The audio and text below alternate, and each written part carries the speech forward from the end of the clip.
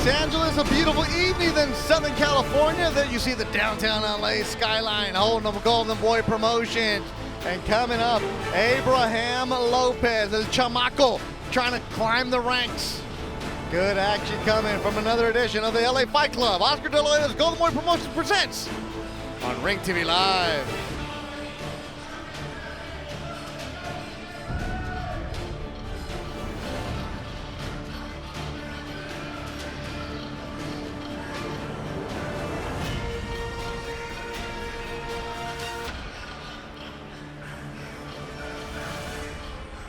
Inside the historical Belasco Theater in downtown Los Angeles. It's the first edition of the LA Fight Club. Usually happens the first Friday of the month, but because it's January, we're pushing it to the end.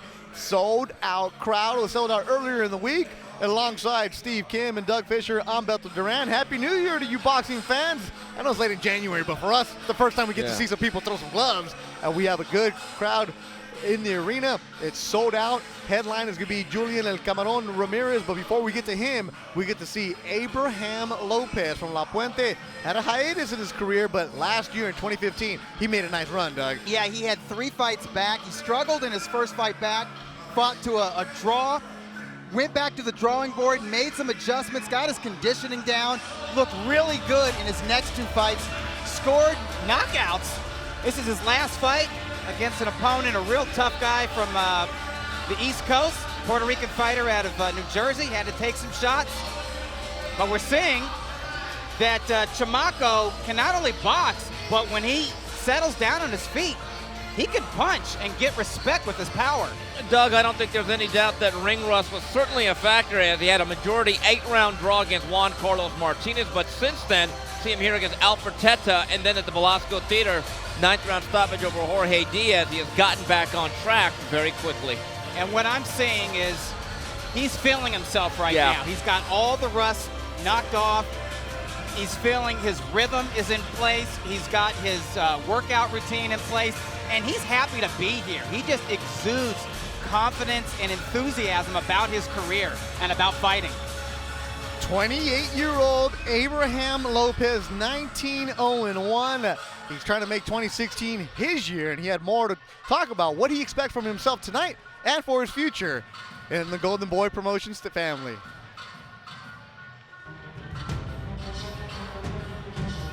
I'm not afraid of anybody. You know, I'm here to fight. My training routine consists of running in the morning, strength and conditioning, and then boxing in the afternoon, and then biking at night. I train hard. This is my life. Gotta practice everything. I mean, if he starts backing away, then gotta be an aggressor and start putting pressure on him. You can't be just one-dimensional in this sport. I want to fight world title eliminator next, and then the world champion, whoever it is, all 5 of the champions at the same time. Let's do it. I'm here to fight, so it doesn't matter who it is or when it is. I'm trying to do this right now in my peak years, so I mean, whoever it is right now, I'll be ready for you guys. That body shot did him in. La Puente has a big crowd behind him, and as much as he likes fighting at the Belasco, Abe Lopez is looking bigger. He's thinking he makes a good impression tonight, and he moves on in a loaded division, guys. You know, I think it's one of the tougher divisions to win a belt, Doug. If you take a look at the 4 belt holders, we're talking about guys like Vasyl Lomachenko, Gary Russell, Lee Selby, and I think another name that escapes my mind right now. But there's no Cuellar, but I don't think there's a soft belt to really win. Although there is some movement. Vasyl Lomachenko could be moving up to 130 sooner rather than later. And you have other tough, hard-nosed contenders like Ronnie Rios and Robinson Castellanos. So 126, and we got prospects like Joseph Diaz. So there should be a lot of activity at the featherweight division. It's never been a soft division, but I think Abe Lopez feels that he's ready. He's a mature fighter. He's in his mid to late 20s. He had an extensive amateur career. And with the 3 fights he had last year, like we said, that rust is knocked off. He wants to step up to contender status. That's what tonight is really all about, is making that transition. Whether you're watching us in Canada or in Turkey, Merhaba Turkiya, we speak your language. We have some good action coming your way. And there you see, coming in from San Juan, Puerto Rico, Carlos Valcarcel. 34-year-old veteran is up first through the ropes. The first fight of the LA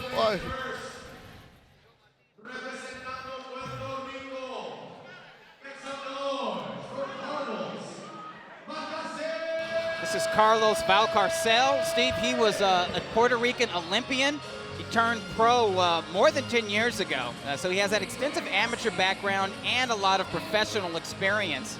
Somebody that we saw lose for the first time 10 years ago, believe it or not. 10 years ago this month on the undercard of a big fight in Las Vegas. He lost to a local East LA prospect named Sal Garcia, and he's never really got his career back on track. But what he has done is he's faced a lot of quality opponents and gone a lot of quality rounds. So he brings that veteran savvy into this fight tonight. Well, with the record like 14-6-4, it's one of those boxing euphemisms. You say that he is seasoned, and from 2011 to 2012, went on a bit of a 4-fight skid, losing to such names as Jesse Magdaleno, Roberto Marroquin, and Jason Velez.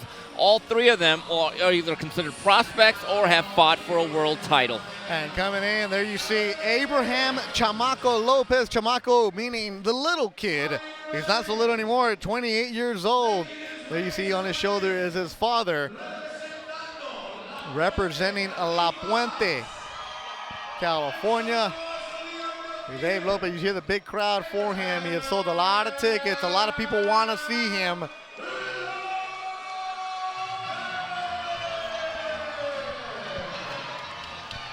Coming into a Vicente Fernandez song. No me sé rajar. Translate, Doug. You know what it means. Okay, I'll say it for you, Doug. As you taught me my Spanish, my boxeo, means I don't know how to back down. I don't. Right. And Abraham Lopez sat out boxing almost 3 years, management issues, went back to school, had a good paying job, making 70, 80 grand as a respiratory therapist. So he doesn't need boxing, but he loves boxing. Here's Joe Martinez. Esta pelea está pactada por 10 asaltos en el peso pluma. And here we go, ladies and gentlemen, 10 rounds of boxing. This in the featherweight division. Los tres jueces por ese combate, the three judges scoring this bout, Sergio Caiz, Fernando Villarreal, and Zachary Young. Y el encargado de ring, your referee in charge of the action, David Mendoza.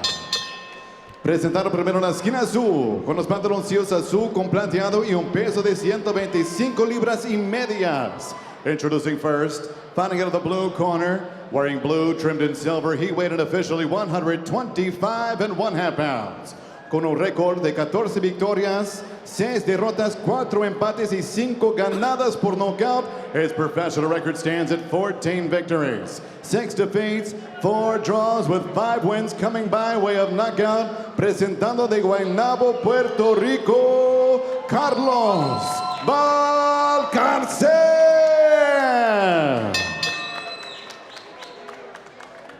Y su oponente en la esquina roja, con los pantaloncillos negro con blanco y un peso de 126 libras. His opponent across the ring, fighting out of the red corner, wears black trunks trimmed in white and weighed officially 126 pounds even.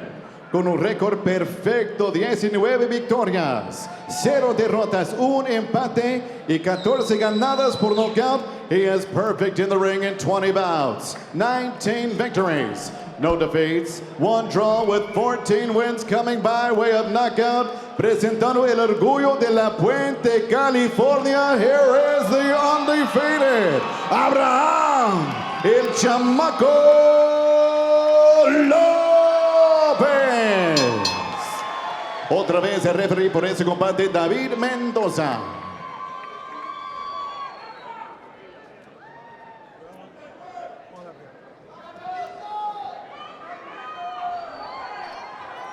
Gentlemen, we've gone over the rules and files. Protect yourself at all times and follow my instructions, all right?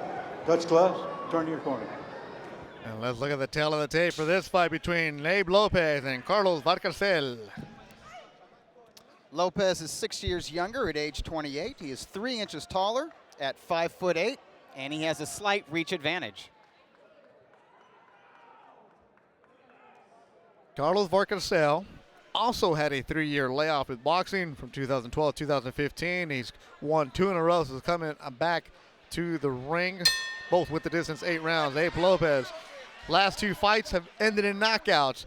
A 5th round over Alfred Tete and Jorge Diaz in the 9th. And this round, the opening round, is brought to you by Filmon.com. Beto Duran, Doug Fisher, Steve Kim, thank you for tuning in tonight. I'm Durant Sports, Dougie Fisher, IE, and Steve, UCN Live. Send us your tweets. We are reading them all. Appreciate you joining us on this Friday night from downtown Los Angeles. It's scheduled for 10 rounds, and these are fighters that go in opposite directions in their career. Abe Lopez, he's back on the rise. Said he wants to just come out and just make an impression. It's because you guys were saying it. That 126 is just such a loaded division. Well, Beto, boxing in many ways is a beauty contest. Sometimes it's not if you win, it's how you win. And I think that phrase that you use, leaving an impression, I think is very big. In this particular fight, I think certainly Abraham Lopez is expected to win. But let's see how he does it. Abraham Lopez in the black and white, pushes back Valcarcel. He's in the blue and white from San Juan, Puerto Rico. Was a 2000 Puerto Rican Olympian. Made it past the first round. He's 34 years old. Turned pro in 2004. And when he turned pro, he was a bantamweight prospect, bantamweight junior featherweight prospect. He took that break away from boxing, came back last year, had those 2 wins in the Dominican Republic that you spoke of. Those fights were at junior lightweight, so he's put on some weight. Now he's back down at featherweight. I am noticing his upper body is pretty thick. I'm wondering if physical strength will come into play in tonight's matchup. Beto, you mentioned that 2000 Puerto Rican Olympic team. I was actually a researcher for that game. That Puerto Rican team had the likes of Ivan Calderon and Miguel Cotto. What a team. What a punch by Abe Lopez right now. I think Lopez got tagged with something, Beto. Yeah, they exchanged. They're in that clinch. And the crowd reaction. Yeah, Lopez might have been off balance, but he was rocked back on his heels momentarily. He's going to have to be careful with Valcarcel because Valcarcel is not active, but he's sneaky with his shots. Lopez going to the body after getting hit. Valcarcel, he's gone up against, you mentioned Stephen R. Open, Jason Velez, Roberto Marroquin, Jesse Magdaleno, Andrew Gutierrez. Eric Morrell. Eric Morrell. Speaking of Olympians. So that was in a 2-year span, so he was going up heavy. But he knows what it's like, and Abe, no knock on his record, he's undefeated, but hasn't had the opposition that Valcarcel has seen. This should be a good one. That's why they're a match right here. Opening round scheduled for 10. Belasco Theater, downtown Los Angeles. The first edition of 2016 LA Fight Club on Ring TV.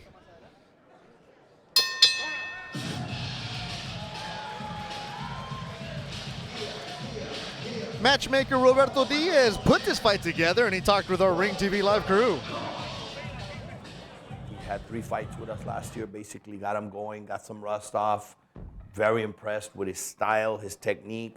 He's a real good boxer, puncher, counter puncher type with a heavy hand. I see Abe really getting close this year, maybe by the end of the year, to fighting for a world title. Carlos has experience. He's been around. It's Mexico, Puerto Rico. It's always, the rivalry is always going to be great. They always bring out the best in each other. Carlos has an advantage that he's fought at higher weights, bigger guys, bigger punchers. He's coming down. Want to see how Abe does with a guy that's going to be able to take his punch because he does have a big punch. His first opponent after the 2-year layoff fractured his jaw and his orbital bone. And I believe in his last opponent, I don't know if it happened in the fight or a few weeks after the fighter, his ex-opponent Diaz, ended up with a broken jaw. So it might have been damage from the fight that he took into a sparring session, or it might have been something fresh. But what I do know is I see legitimate power behind this kid. And Roberto Diaz, Doug. It's fascinating insight from a matchmaker. You don't really get to hear the matchmaker's perspective on boxing broadcasts. We hear from fighters, we hear from trainers, we hear from blowhards like Steve Kim and I. Ooh. Pundits. Sometimes pundits. I like that better. But you seldom hear from the matchmaker who has the very important job of entertaining the public, but also developing the fighter. Yeah, Doug, we're the Stadler and Waldorf of boxing. Old Muppet Show reference. But you got to keep it relevant on .com. Yes, yesterday at the weigh-in, I pointed at the bout sheet and I said to Robert, what's the best pure matchup? What's the best pure fight of this card? Pointed directly at this fight. And this round is brought to you by ringtv.com. Visit ringtv.com for more great boxing content throughout the week.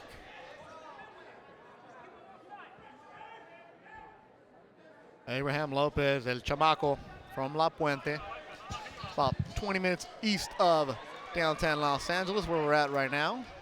Was known throughout the amateur ranks. But when you go away from boxing for 3 years because you're sitting out a contract, people forget about you. You got to work your way back in. And his first fight back, he wasn't on TV. He wasn't even a thought. It was just one of those fights going on while people were walking around at the bar. Abe said he didn't like that. He wants to be one of the premier guys. And he's got to put an impression here. He said he knows that if he wants to step it up and get a chance at one of those belts. I think he has the style and he has the personality that will attract fans. But he's got to get the W's. And I think he does have his work cut out for him tonight. Doug, you mentioned how Valcarcel is naturally the smaller fighter, and you can see some of the shiftiness right now, the elusiveness and the upper body movement and the quickness of Valcarcel really troubling Lopez, who can't really seem to find a beat with any of his real power shots early on here in round number 2. Yeah, Lopez is loading up, and he's punching in combination, but his connect rate isn't very high right now. Well, Valcarcel is double jabbing. Lopez, you mentioned, Doug, loading up, and the Puerto Rican slipping those punches. Yeah. Lopez might be a little over enthusiastic right now. He carried a lot of energy into yesterday's weigh-in. Most fighters before weigh-in, they're a bit sullen. You know, they're hungry. They don't want to chat it up. Lopez came in just beaming, glowing, chatting, joking. He was ready to fight, but he's going to have to settle down a little bit because he's got a very savvy veteran in front of him. That'll do it through 2 as Valcarcel didn't hear the bell.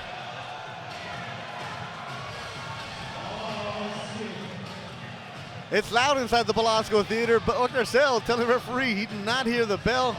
And there you see it. Bell's rung, the foot, you know what? There's a hand in front of you.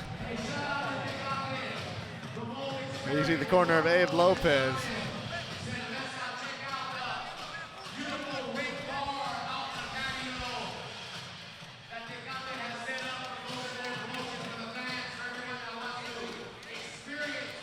Ring TV Live is brought to you by Filmon.com. Visit Filmon.com to watch over 1,000 channels of live programming, including new Ring TV and Golden Boy channels. Ring TV Live, powered by Filmon.com. 2 rounds in the books. This third round is brought to you by the Ring Magazine. The Ring Magazine, the Bible of Boxing since 1922. Subscribe today. They played some Mark Anthony between rounds. Valcarcel stood up. Little dance, you hear a little Puerto Rican, voy a vivir. There you go. A little vibe inside the Belasco Theater, sold out crowd. Couldn't even get any comps from the fighters. As Lopez comes out, you guys were mentioning it, a little bit amped. He's in a high emotional state. That's why he reacted to that late jab that missed at the end of round 2. He reacted with some good humor before going to his round. But he's got to remember, you know, when he goes to those rounds, he needs to be composed and focused and hear what his corner has to say. Abe Lopez in the black and white. Valcarcel, the Boricua for San Juan, in the blue and white. Third round scheduled for 10.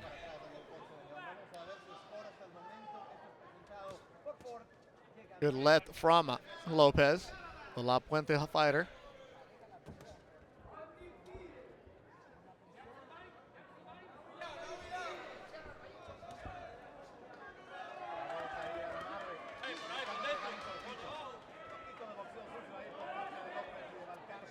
In the middle of the ring, clenching. Finally gets separated by the referee.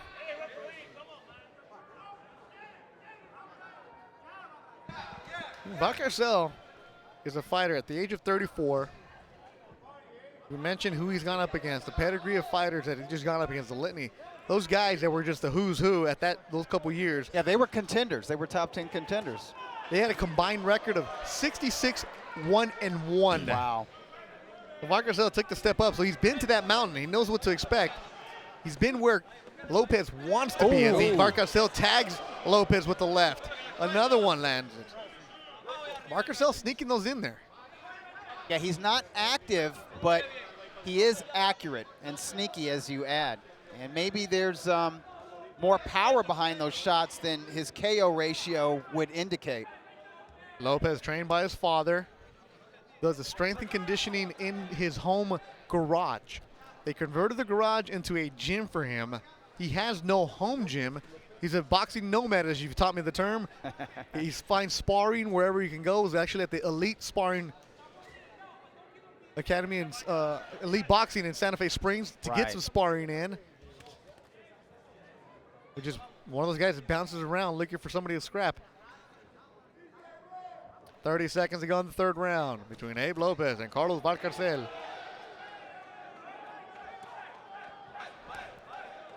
Lopez landing the heavier shots in this round. He's also the busier fighter, obviously.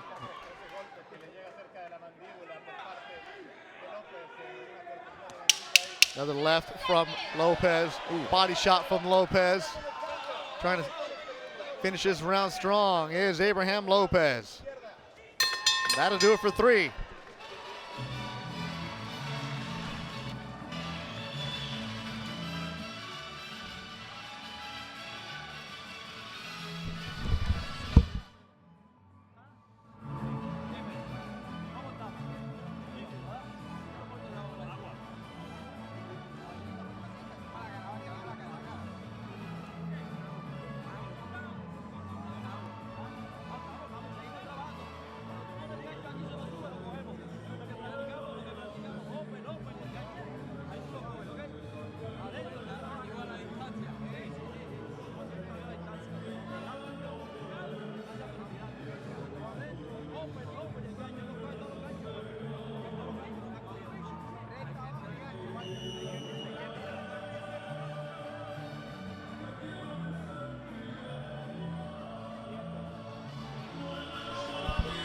Belasco Theater, Abe Lopez and Carlos Valcarcel in a good one as we head to the 4th round, which is brought to you by Yip TV.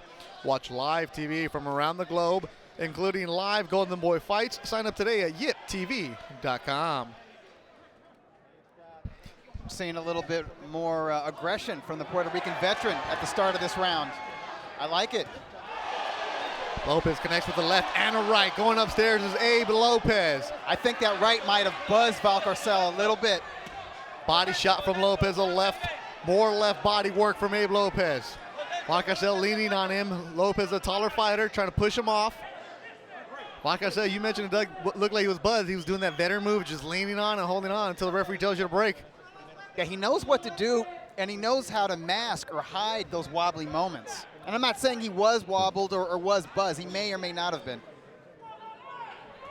Steve, how do you have it after 3? I have it 29-28. I gave the 3rd round to Carlos Valcarcel. I think his quickness and his athleticism from the outside is troubling Abe Lopez, who I gave rounds 1 and 2. I scored all 3 rounds for Lopez, but I agree that round 3 was competitive and very close, and I think Valcarcel was he landed the cleaner punches, maybe even the heavier blows in that round. I just liked Lopez's activity. I think coming into the middle rounds, Doug, I think one thing that Lopez has to really concentrate on is one of the ways you stabilize the movement of a guy that's going to bounce around the outside and employ a lot of lateral movement. Invest downstairs. See if you could take away the legs of Valcarcel. And Lopez is a good body puncher. He did just that, Steve. 2 good body shots landed by Abe Lopez. The 19-0 fighter with 1 draw, 14 KOs in his career. Another thing Lopez might want to consider doing is just mixing his punch variation up a little bit. Shuffle the deck a little bit. You can't just Go jab, right hand, left hook with a fighter as experienced as an amateur and professional as Valcarcel is. He's used to that. He knows what to expect. He knows how to evade and counterpunch your standard combinations. So maybe if Lopez mixes it up, maybe lead with the right hand a little bit, he can catch the veteran by surprise. Is he being too methodical? Lopez? Or predictable? Being too predictable so far. I think he is mixing it up, though. You see him leading with the right. He led with the right uppercut there. Valcarcel was not expecting that. Body work just like Steve Kim ordered from Abe Lopez. He's in the black trunks, letting his hands fly with 30 seconds to go in the 4th round. Valcarcel has big heart. He's coming right back at him. Good action in the 4th round. Uppercut landed by Lopez. And Doug, just as you said, and you talked about punch variation, the right uppercut has been there for like the last 45 seconds. Really nice in-fight adjustment by Lopez. Lopez needed to do that because Valcarcel started this round fast. He needed to sort of take control before the end of the round. Closing round, seconds of the fourth round. Big shot landed by Chamaco Lopez. More body work. Good round for Abe Lopez.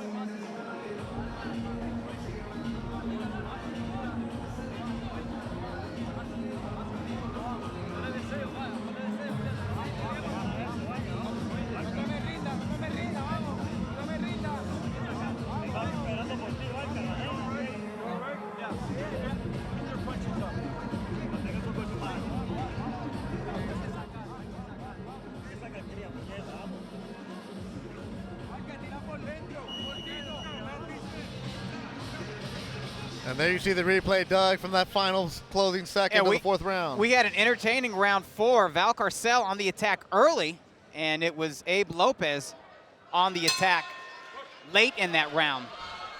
Seeing him land his hook as he backs Val Carcel up. Fifth round brought to you by the new Peaksy app. Peaksy, live curiously. There's no peeking from Abe Lopez. No. He's landing some shots to open up the fifth round. Beto, you just look at the facial expression of Lopez and his body language. He is upping the tempo, and he's going to try to close the gap here. I think he feels as though he's finally started to break through the armor of Val Carcel here in round number 5. He's got to keep that right hand positioned to protect the right part of his jaw because Val Carcel is looking to land that left hook. A really conscious effort from Abe Lopez to go to that body. He's hitting with the left, hitting with the right. Steve, you mentioned that early in the fourth round. And when you said you got to go and you chop that guy down, right? It's just like chopping wood, but, it's one of the things that we've talked about this in the past. Val Carcel is really a natural flyweight, so he's got the advantage, does Lopez. One thing, when Lopez is here, he wants to keep a hand free. One thing he's not doing technically, and the trainers talk about this all the time, tall guys get inside. They got to make themselves small, which is a real fancy way of saying tuck your chin in and crouch down just a little bit. And you tweeted at Steve UCN Live the old drill Bernard did with the tennis ball? Yeah, the tennis ball, that's really a drill you want to do in general, is basically take that tennis ball, put it right underneath your Adam's apple, and if it drops, it means you failed the test.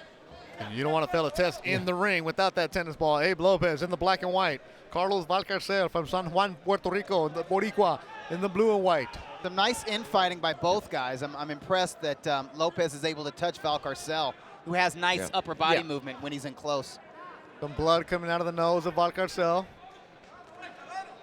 It's not going anywhere. This is where they've been most of the fight. Leaning on each other, close quarters. Val Carcel is loading up more, and he's starting to miss with these shots. If Lopez can time him when he loads up with one of those hooks, if he can land his hook first, can get some spectacular results. Chris Bird taught me something recently. You make guys miss, not only with upper body movement, but with your eyes. You got to see him. And you see in Lopez last minute or so, he is now looking out for Val Carcel's left hook, and he's able to evade them. And now he's also doing a very good job of throwing left-handed uppercuts and really doing nice work here on Val Carcel on the inside. Lopez is hyped up. Yes, he is really feeling it. That energy that he had yesterday, he's carried it into the ring, and he stepped it up another level. Val Carcel landed a right earlier. Lopez smiled and put together a nice combination.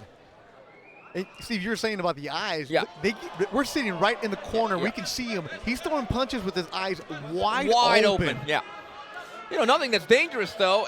He's got his mouth wide open also. You generally want to keep your jaw very clenched for fear of getting hit and perhaps breaking your jaw. Good body shot there by Lopez with the right hand. Some blood coming out of the mouth for Val Carcel. Good round again for Abe Lopez. We're done with 5.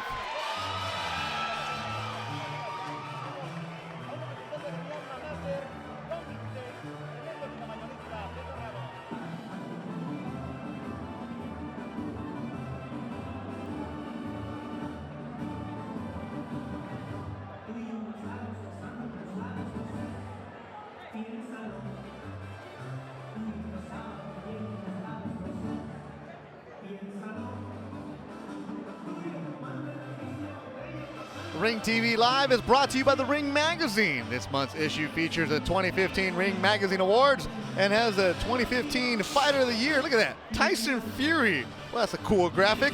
Subscribe today at ringtv.com. RingTV.com. Good issue, Dougie. You and Michael Rosendahl do great work with that. Abe Lopez looking good here. We're in the 6th round. And this round is brought to you by FilmOn.com. Look at Abe looking into the crowd and recognizing his folks, his friends. That's a confident young man right there.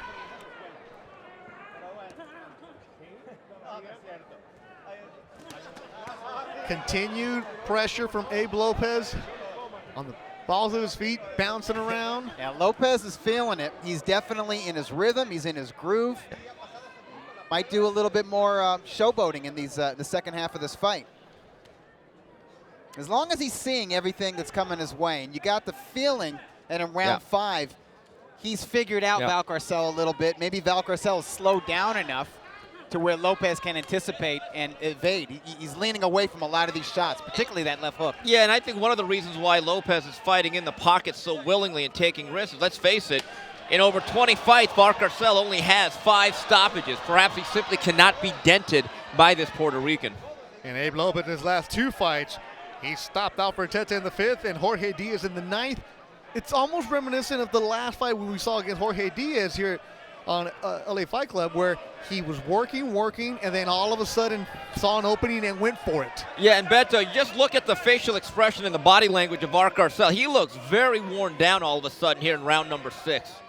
Could it be those body shots? I don't think there's any doubt. Also the natural size and the fact that Lopez, I'm very impressed by one thing. He's been able to actually up the velocity of his punches as the fight has gone on. That's a good observation, and I agree.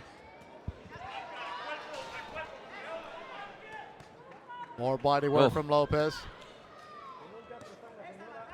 Being able to accelerate your punches or basically switch gears mid-fight is just as important in having punch variation. And all of a Being sudden, able to shuffle that deck. just look at the footwork and the movement of Val Carcel. I simply don't think he had the energy level, which is natural given the fact now we're into the mid-stages of this fight.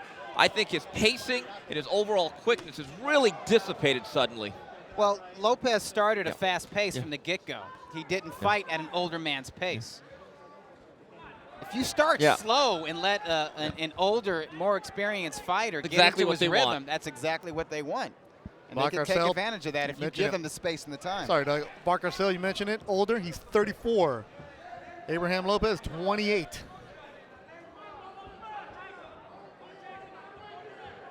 This is the only round where they haven't been leaning on each other. They're actually giving each other room to breathe here in the 6th. Well, Val Carcel is realizing he's going to have to start using his legs if he's going to go the distance in this fight, because he took some serious damage in round 5 and in this round 6. Works out of the corner. Mouth open for Val Carcel. Blood coming out of that mouth.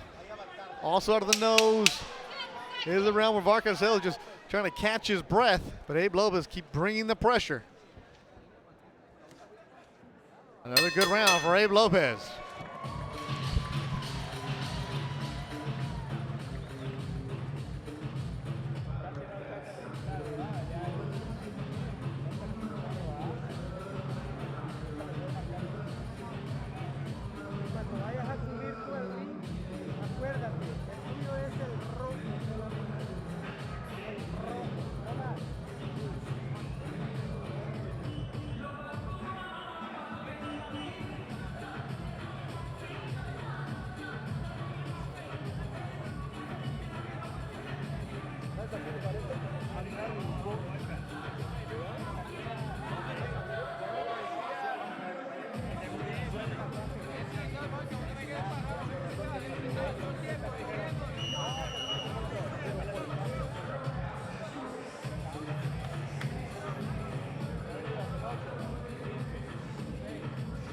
Velasco Theater, Bethel Duran, Doug Fisher, and Steve Kim. Thanks for joining us. Another edition of the LA Fight Club, first one of 2016. We have a busy calendar here once a month. It's now become the cool thing to do. I mean, it's always cool when you come watch boxing, but when it's a sold-out venue, standing room only. And this round is brought to you by RingTV.com. Visit RingTV.com for more great boxing content throughout the week. I hear that's a good website. You know, I heard the guy in charge is on fire, boy. He has a mailbag on Fridays. He has a mailbag Monday. He does sprints. He does it all. You know who's on fire right now? Abe Lopez. He is, I believe, in full beast mode. He started this round out sticking his tongue out and rolling his eyes. He's feeling it. And Steve, after 6? I think it's an easy fight to call. 5 out of 6 rounds have gone to Abraham Lopez. I have it 58-54, who every round, I believe, continues to be a little bit more dominant. Seemed to have Taken over this fight officially with round 5. firmly in command now. I like it when he leads with that right and closes the gap, and I like the angles that he's showing inside. Doesn't just square up in front of this veteran. That left hook seemed to fold Barker Cell. The body shot. Yeah. He hunched over on the ropes and is holding on. He's not letting go. He's going to make the referee split him. Barker-Cell trying to catch his breath. Tongue hanging out. Abe Lopez made a conscious effort to go to the body in the 4th round. He's been chopping at those ribs ever since. You're starting to see the wear on Barker-Cell. We're sitting right in Barker-Cell's corner, and you can hear the punches landing with a thud. That time he went upstairs. He's really concentrating on the midsection of Barker-Cell right now. He senses something. I think he realized that he hurt the Puerto Rican earlier in the round. Abe Lopez fighting in front of the Golden Boy matchmaker Roberto Diaz, Vice President Eric Gomez, and the Golden Boy himself, Oscar De La Hoya, making them take note that when you're thinking about bigger fights, I want to be there, and that body shot hurt Barker-Cell. He really commits that left to the body. Barker-Cell, a lot of heart for the Boricua. He's getting worked here in the 7th round as Abe Lopez just senses something. He's trying to set up Barker-Cell.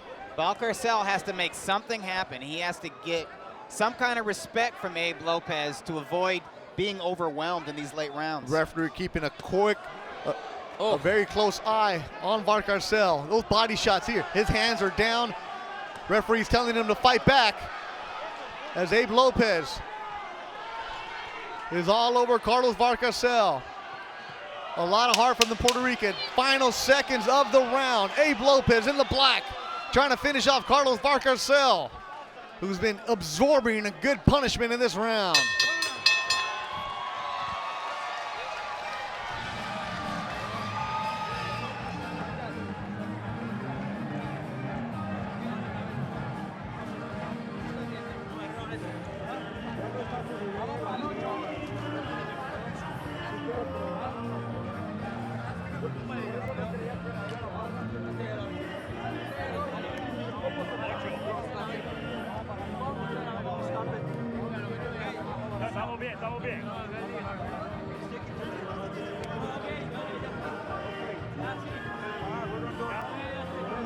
Download the new Pixie app today from the App Store and follow Golden Boy Promotions for exclusive content and a chance to win signed Golden Boy merchandise from some of your favorite fighters. Pixie, live curiously. And the doctor is in the corner of Carlos Barker-Cell. They're asking him, do you want us to stop it? He's staying on his stool. And it is. I think he's calling it a night. And they're stopping the fight. Carlos Barker-Cell stays on his stool, does not come out for the 8th round. There was a lot of debate in Spanish. I was eavesdropping. They're asking him, do you want to? He wasn't answering. They're like, get him water. He couldn't drink the water. And then right now he just told them, I protected you, his trainer did. Yes. A good stoppage by the corner as Carlos Barker-Cell stays on his stool. Abraham Lopez is now 20-0 and proves with his 15th KO in front of his hometown. Steve, Steve Kim is going to go into the ring, but Dougie, the body shots that Abe Lopez was landing, that did him in. Yeah, and what I like about Lopez is he knew when to concentrate on the body. He knew when he had a savvy veteran opponent hurt, and once he figured out that weakness, he exploited it. He put in the effort, and he really knows how to go to the body. And I think that's why Barker-Cell could not get out of his stool, could not really answer his corner, could not keep the water down, as we see highlights. Beautiful left uppercut, right uppercut, will not allow Barker-Cell to tie him up, evades the lunging right hands, counters to the body, catches a cuffing left hook, returns with his own left hook. Good action early in this fight from both fighters. But as the rounds went on, it was Lopez who took over mixing up his punch combinations, leading with his right, following with his left, going to the body, back up to the head. Nice accurate uppercuts from both sides. And not easy to land uppercuts against somebody like Valcarcel, who did have some decent upper body movement. Carlos Nice Valcarcel, inside work. he's a veteran fighter, but you can only take so much punishment. He knew when he had enough. I'm glad that his corner stopped the fight when they did. I think had the fight gone into the 8th round, we would have seen a lot of this, a lot of Valcarcel up against the ropes and taking unnecessary damage, because I think the body attack in round 7 took away the veteran's legs. Without his legs, he could not protect himself. And thanks to everybody watching this broadcast. Steve Roslo in Houston, all our friends in New York, Sal, the Guru, making the shirts out there. Thank you for watching the broadcast on Ring TV Live. Do appreciate all the tweets that we're getting. You get the title feeling. fight, the website sending us. Linus, of course. Zachary Ochoa. I know you like that one. Zungri. Zungri What's had up, some Zach? good week sparring with Saddam Ali. Oh, man. I wish I could have been there for that. Yeah, put some stuff up there, Zachary Ochoa. Make sure you follow Zungri Ochoa, the fighter from New York. Yeah, out of Brooklyn. Exactly. That's right. Kenny Keith, do appreciate you watching it on also Yip TV. What's up, Kenny? Loaded Gloves, New York. Appreciate everything you guys do. So keep those tweets coming. But yeah, once again, Carlos Valcarcel in Spanish could not answer his corner. They asked him immediately as he came back, do you want us to stop it? He couldn't answer. They tried to give him water. Couldn't keep it down. They gave him an opportunity Yes. to continue if he really wanted to, and then I think ultimately the corner knew, the doctor knew, the referee David Mendoza knew that he didn't have it in him to continue this fight, and the right call was made. And this day where we've seen some stoppages too late, Yeah. Carlos Valcarcel lives to go back home with his family That's right. and to fight again, because he's not going to fight a caliber of Abraham Lopez anytime soon. No. But you go back and you can have some good scraps on the island or on the undercard of another fight. Right. Maybe go down and wait. That's another thing. Maybe try to get down to 122 pounds. And Mr. Boxing Guru, everybody who's out there on Twitter, whether you're sending good tweets, negative tweets, we appreciate them all. Oh, yeah. Send me the negative stuff. I Yeah. love it. Send all the negative tweets to Dougie Fisher. Make sure you email him. He does appreciate those. And if you're going to troll, please troll correctly. And this decision that's coming up is going to be brought to you by FilmOn. Go to filmon.com to watch over 1,000 channels of live television, including the Ring TV and Golden Boy channels. Ring TV Live, powered by filmon.com.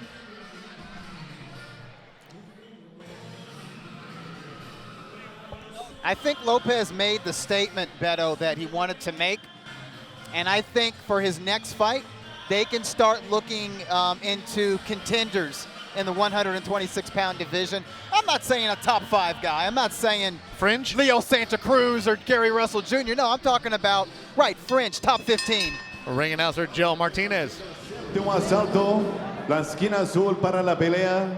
El ganador por knockout, the end of the 7th round. The blue corner requests this fight be stopped. Declaring your winner by knockout, se mantiene invicto and still undefeated, Abraham El Chamaco Lopez. Abraham Lopez, La Puente High School, now 20-0. Representing La Puente, feeling good about himself, 20-0. He now has 15 KOs. Coming up next, Julian El Camarón Ramirez, our main event. He goes up against Chris, the SD Kid Martin. Belasco Theater in downtown Los Angeles. You're watching the LA Fight Club, presented by Oscar De La Hoya's Golden Boy Promotions. We'll be back with the main event.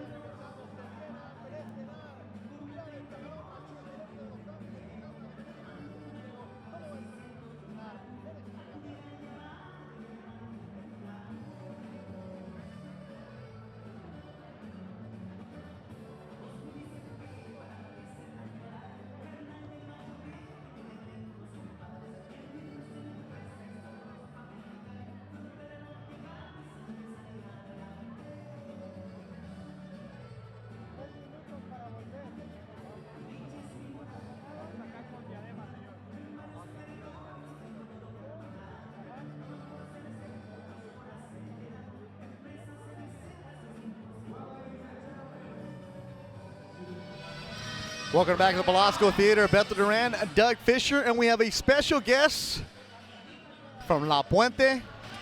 There you can see that camera right there, Abe Lopez, El Chamaco. How are his you guys doing? 15th KO. That's Abe, right. we saw you work, but Doug was like, dude, he's fired up. A lot of energy. Oh, yeah. The entire fight. Yeah, I come in well prepared. I'm ready for everything. I have the best camp, and I do my own breathing exercises that I learned at school. And let's look at the highlights. This is the third round. Tell us what you're seeing here. Wow. I'm trying to knock his head off. But, that's a part of boxing. I come well prepared for everything he has to throw at me. So, I was well prepared for everything. I was trying to break him down like my corner said. He landed some left hooks early in the fight. Did you feel his power? No, in there, heat of the moment as well. But, I wanted to break him down. My corner told me to break him down, keep breaking him down, and he's not going to want to come out. So, and that's what eventually happened. Excellent punch variation in the middle to late rounds of this bout. I noticed early in the fight you were missing a little bit. He has some nice, he's crafty, Yeah. Some nice upper body movement, some nice head movement. Did you make a conscious decision to mix it up and also even step up your tempo anymore? Yeah, my corner told me, you keep pressing him, he's not going to want to come out. And, the first rounds he was, with a lot of wind. And, Joel Diaz and my father told me to just break him down to the body, keep going to the body. This was the final round right here. This is round 7, and I noticed a concentrated body attack. Yeah, in round 7. It's to knock down a tree, you got to chop him down from the bottom. So that's what eventually happened. Now, Valcarcel stayed on his stool. It was the right call. I think he wanted to stay on the stool. The corner kept him on there. The doctors were looking at him. Were you looking to close this show before the 10th round, or did you feel like had it gone into the 8th round or 9th round that you would have scored a knockout? Possibly, but things happen for a reason. I was listening to my corner, just break him down. He's not gonna want. Even Joel and my father's like, he's not gonna want to come out. He's not gonna want to come out. Just keep putting the pressure, and that's what happened. Chopping down the tree, start from the bottom, and it eventually falls. So this was a name. Valcarcel's been around. He's been in there with contenders. Yes. He was a prospect, a contender himself once. Yeah. What's the next step? What's the next step after this guy? I want everybody in the featherweight division. I'm here to fight. I'm not here to play When you around. say the featherweight division, you're talking about like the top 10, top 15. Top 10, 15, even the world champs. I want to be the kingpin. I don't want to be, with one belt. I want to have all of them on my neck. Everybody in La Puente already follows you, but tell everybody there, Instagram, where to follow you. Instagram and Twitter at teamablopez.com. I'm Team Abe Lopez. I'm sorry. Team Abe Lopez. Team Abe Lopez, and on Facebook, Abraham Lopez. When you get a .com, you come back and talk to us, man. We're going to set you up there. I will. Congratulations. Go enjoy it. Congrats to your dad. Thank you to my La Puente. Felicidades a su hijo. Buena pelea. Hey, everybody in Lopez, La La Puente. Puente. He's coming up. And coming up next, our main event is going to be Julian Ramirez taking on the SD kid, Chris Martin. Yes. Thank you so much. Thank you. Great job. Thank you. Thank you. Thank you, Will. Thank you. Thank you.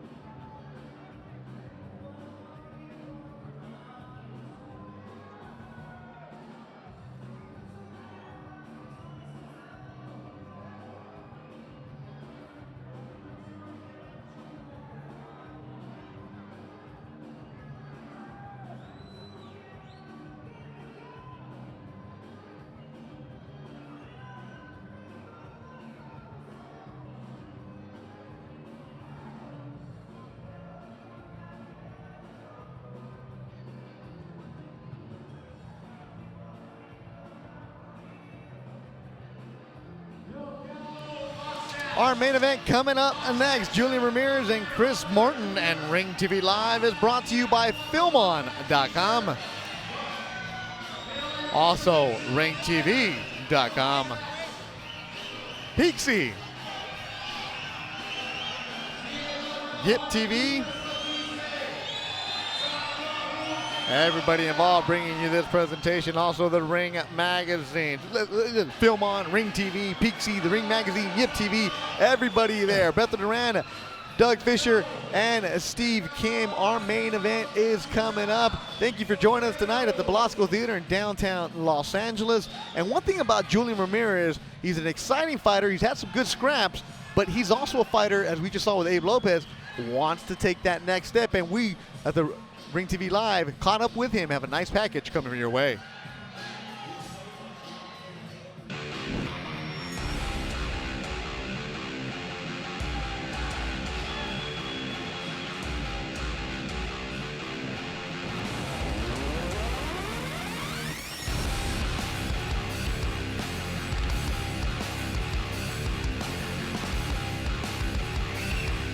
Highlights from his last fight, Julian Ramirez in the white and pink, and that's Hugo Partida, a more experienced fighter, but a naturally smaller fighter that Ramirez dominated on October 3rd on the undercard of Lucas Matisse versus Victor Postol. That was at StubHub Center, one of our favorite Southern California venues, Steve. Right, and you see this physique, did not make weight, came in almost a pound and a half over. What's going to be interesting is talking about this situation with Joel De La Hoya. They believe that they had an illness that affected his ability to make weight, so then that comes out to the performance. How does it affect his energy level in the second half of this fight? I expect this fight to go rounds, given the fact Christian Martin is very, very durable. And before that weigh-in, though, we did catch up with him in our Fancy News studios and with Julian Ramirez as he talked about what he expected for this fight.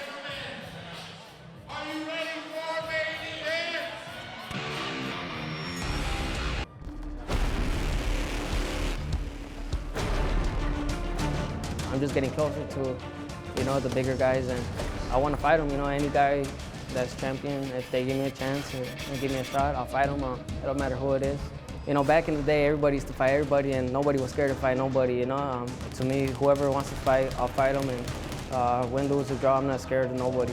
I don't really care who it is. I just want the title. It's not personal, it's business.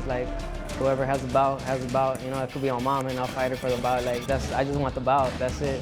Rigondeaux is 122, and Lomachenko 126. Those are the best fighters right now, and I wouldn't be scared to fight any of them, both of them. Those are the best fighters. If you're the champion, you got to be all around. You can't just be I'm the champion because I could be brawlers, or I'm the champion because I could just be boxers. You got to be able to be brawlers, boxers. People that are dirty with headbutts, elbows. If you're a champion, you got to be able to beat everybody. As Chris Martin is now in the ring. The fighter from San Diego, 29 years old, Chula Vista to be exact. And coming in now is Julian El Camarón Ramirez. Coming in, keeping up with Gerardo Ortiz. Damaso is the song he's using. That's going to get the crowd fired up. Actually, he's not using that. That's just the one they're playing in between. That's what a SD Kid came into. And there you see a sold-out crowd at the Belasco Theater.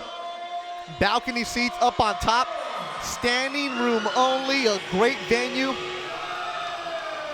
And there he is in his traditional tejana that was given to him by his great-grandfather from Zacatecas, Mexico. The family in Zacatecas is watching this fight on Ring TV Live. And there you see Julian Ramirez into the corner, El Camarón. And our ring announcer, Joe Martinez, is fired up. He's doing a little zapatada. He's ready to go.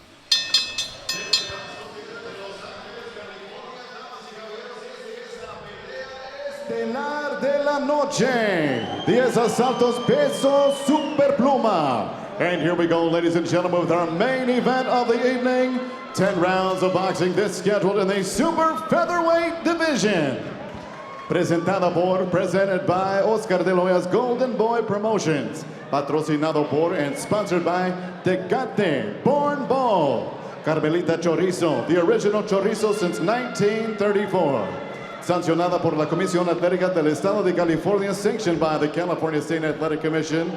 The chairman, el director John Carvelli. Director Ejecutivo, the executive officer Andy Foster.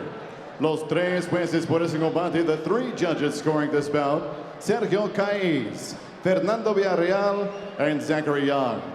And when the bell rings, your referee in charge of the action, encargado de ring, el referee, Jerry Cantu. And now, ladies and gentlemen, the judges are ready, and the fighters are ready. Ciudad de Los Ángeles, dile al mundo, make some noise and you are ready. Presentaron primero la esquina azul, con los pantaloncillos negros y un peso de 125 libras y medias. Introducing first, fighting out of the blue corner, wearing black trunks, he weighed an officially 125.5 pounds. Es veterano con un récord 28 victorias, 6 derrotas, 3 empates y 9 ganadas por nocaut. This veteran brings a record that stands at 28 victories, 6 defeats, 3 draws, 9 wins coming by way of knockout. Presentando de San Diego, California, he is the San Diego Kid, Chris Martin. Y su oponente en la esquina roja, con los pantaloncillos blanco con azul y plateado y un peso de 127 libras y medias. His opponent across the ring, fighting out of the red corner, wearing white trunks trimmed in blue and silver, weighed in 127.5 pounds. Con un récord perfecto de 15 victorias, 8 ganadas por nocaut. He is perfect in the ring, 15 bouts, 15 victories, no defeats, 8 big wins coming by way of knockout. Presentando de Los Ángeles, California, el invicto, Julian, el camarón Ramirez. Otra vez el referee por ese combate, Jerry Cantú.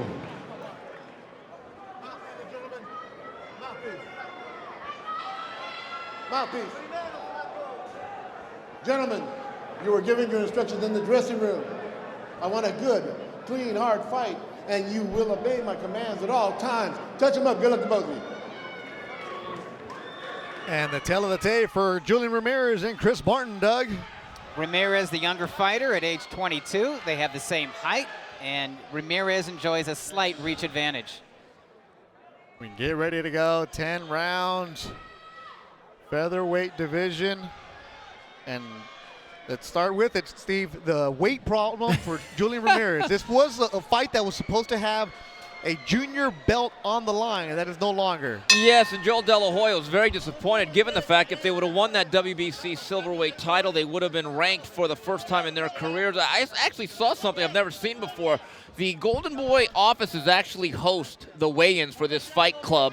And on the second floor, it was actually interesting. Chris Martin was doing an interview, and he actually had a discussion with Julian Ramirez, who expressed a lot of sorrow while drinking Pedialyte, which didn't make Chris Martin very happy, and he basically threatened to pull out of the fight. Some money was given. According to Joel De La Hoya, Martin also tried to put in a same-day weight limit of 133, which they rejected. Martin was given a little bit more money. Ramirez was fined, and here we are. But Ramirez didn't even try to lose the weight after the weigh-in? You know, it's interesting. As he stepped off the scale, Beto, he reached for his Pedialyte, and Robert Diaz admonished him to at least try to make weight. I think that's what really upset Martin was he didn't even do the obligatory stay in the sauna for 30 minutes routine. Right, because you get 2 hours. Yeah. If you're That's what it is. You get 2 hours to try to lose the weight. Yeah. And You there's know- a gym on the ground floor of Yeah. the Golden Boy building. You know, and guys, it's one thing to not make weight if you're a swing bout or a 4- and 6-rounder. When you headline a show, and given the fact that if you cancel the fight, the card is adversely affected to a great degree, a lot of pressure on the main eventers to actually make weight. I'm not so sure what they're going to do going forward, but it does seem to be the generation of fighters Julian more and more Ramirez, time not making weight. Julian Ramirez, the southpaw with the white trunks. Chris SD Kid from Chula Vista Martin is in the black trunks, the Orthodox fighter. Scheduled for 10 rounds. The main event at the Belasco Theater, the first one of 2016 on the LA Fight Club. I On see Ring TV Live. I see some nice body work from Ramirez early on in this opening round. Good left from Ramirez, snapping that. Another good left. That hurt Martin into the corner. Yeah, Ramirez is a southpaw, and his straight left is his power punch. Whenever he can back Martin up to the ropes, then he will go to the body. Ramirez coming off back-to-back fights where he went the distance 10 rounds. He went the distance with Raul Hidalgo and Hugo Partida, fight that he should have won. But now we've seen those two fighters go up against Joseph Diaz and get destroyed quickly. And Diaz and Ramirez have a bit of a rivalry that goes all the way back to their amateur days. So Ramirez is coming into this fight wanting to make a statement just like Diaz did in his last fight. Body work from Ramirez, landing a couple strong lefts. He's wearing the white gloves. Another stiff left from Julian Ramirez. El Camarón. Body work from Boyle Heights. Went to Alhambra High School. Final seconds of the opening round. It's a good one for Julian Ramirez. The LA Fight Club in downtown Los Angeles. And matchmaker Roberto Diaz has more on the future of El Camarón. Julian wasn't as active as we'd like, or would have liked, or he would have liked last year. A couple injuries, got sick a couple times. I think this is a very important year for Julian. He wants to really make a move on the division. I believe he's very talented and has what it takes. An opponent like Chris Martin, who's been around as a veteran, has fought all kinds of styles. Personally against us, he's fought Charles Huerta, he fought Gary Russell, so he's been around the block. Will give that experience that Julian needs going into that next level. And I think it's a fight that will be tough, will be difficult for the first few rounds. Once Julian gets going, he should start breaking them down, and if not a stoppage late in the fight, a clear decision win. Roberto Diaz, Vice President and Matchmaker for Golden Boy Promotions. This round brought to you by ringtv.com. Visit ringtv.com for more great boxing content throughout the week. Thank you for joining us on this Friday LA Fight Club, whether you're at your man cave in Long Beach like my brother Gabriel is doing, or Los Hermanos Anaya, they're at Fort Worth, Texas. They have a gig to perform later on, but they're putting off their gig to make sure that they can watch this fight. They wanted to see El Camarón. Saludos, amigos, desde Fort Worth, Texas. Beto, and this much is clear, the punching power and the strength, that advantage goes to Camarón. He is so much bigger and stronger right now, knocking around Chris Martin. I think Martin's only shot, Doug, to really get into this fight, get it into the middle rounds and see if the illness of Ramirez is going to affect him. According to Joel De La Hoya, the manager, that is the reason why they did not make weight. I think it proves once again, fighters are the only people on earth that get ill and don't drop weight. and gain weight, right? But I amazing. like what I see from Camarón. He had an excellent opening round. He's gradually imposing his superior physical strength, power, and greater size on the older, smaller veteran. Going to the body, the veteran at 29 years old, pro since 2006, is Chris Martin. 25 of his last 26 opponents have had winning records, so he's earned those battles. Yeah, he's only lost to quality fighters. No. He has a day job. He's a corrections officer down in San Diego, is Christopher Martin, SD Kid. SD Kid at the age of 29. Yeah, he's not a kid anymore. He's going into his 10th year as a professional boxer. And Ramirez, though not as experienced, had a very good amateur background, a more extensive amateur career than Martin had. Comes from a fighting family. His uncle was late former two-time junior lightweight world champion Gennaro Hernandez, somebody who grew up in the rich boxing scenes here in Southern California, and he knows how to break an opponent down. He's not in a rush. He's never in a rush. Is one of the things I like about Ramirez. And the one thing Martin's going to have a real problem with, I don't think he has anything to particularly hold off Ramirez was. 37 professional fights from Martin, only 9 stoppages. He needs to do something to get some respect, or he needs to come up with something to slow down this offense from Ramirez. Well, I think just standing in a corner and planting his feet's not going to work. I think he needs to employ movement and get that jab going and really try to create some separation with Ramirez. The thing is, Steve, that's what Martin used to be known for. He was a crafty technician, a cutie, as some of the veteran boxing observers would call a fighter like that. A stick and move guy, a counter puncher, but a guy who actually stayed in the center of the ring. He didn't go to the ropes. Ramirez is forcing him to the ropes so far in these first 2 rounds. Julian Ramirez controlling the first 2 rounds as this second one goes to a close. And Julian Ramirez sat down to the Golden Boy offices and talked about his strategy for this fight. My specialty is a boxer. I know I love to box, so just be smart, keep my hands up, jab them, work straight lefts to the body, not get careless. I'm not gonna try to hook him to the body right away. I'm gonna make maybe like 4, 5 rounds. Then after that, start breaking down the body. I know if I catch him, it's over. And I'm in shape. I'm in shape for this fight. I could see me stopping this guy. If I fight the perfect fight plan that I have dreams, you know, every nap, every night of how I'm fighting this guy, jabbing him up, straight lefts to the body. Him trying to get fancy with his shoulder roll. I've studied his fights. I know how he fights. He shows me that shoulder. I'm gonna break that shoulder down. I'm gonna sock it. I'm gonna, stab it. I'm just gonna fight him smart, hands up, and not let him get lucky with anything. Julian Ramirez said he's studying tape. Normally, he doesn't do that. New year, new me? Yeah, he did for this fight. This is by far the most experienced name that Ramirez has faced. He came in here saying that he was going to box 4 or 5 rounds and then start to break Martin down. He started to break Martin down from the opening minute of the opening round, and you can see the effect on the veteran fighter. Reading a story by Lance Pugmire in LA Times where Julian Ramirez said that early in his career he was super aggressive. He was fun to watch, exciting. He got away from that, and his mom and dad said, why don't you do that? Right. Be exciting. They got on his case after his last fight against Hugo Partida. They said, why weren't you more aggressive? How come you couldn't stop that guy? That was the fight at the StubHub where a lot of people were saying the same thing that night on the undercard of Matisse Posto. See, I actually like the poise that he showed in that 10-round bout because I think you need that type of mentality. You need that. You need to go rounds at some point when you're making that transition from prospect to contender, but you also need to make statements, and you have to excite the media, and you have to excite the fans at the arena or in the club like tonight, and folks watching at home if they're going to care about your next step.